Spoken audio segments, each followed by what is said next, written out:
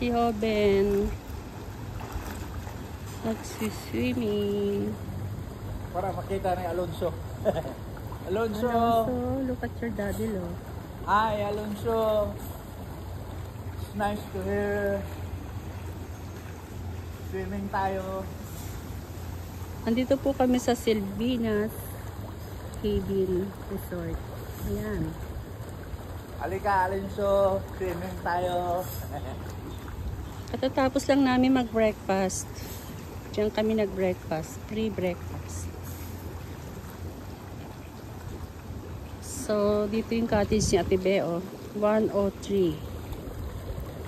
103.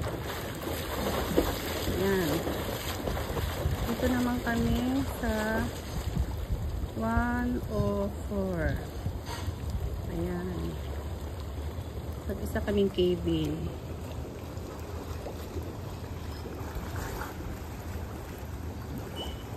Hindi pala tayo pwedeng magpahapon dahil alis pala si Alonso. Matthew Ay, oo nga no. May pasok nga pala si Matthew. Hindi nga pala pwede. Dapat bago mga alas 2.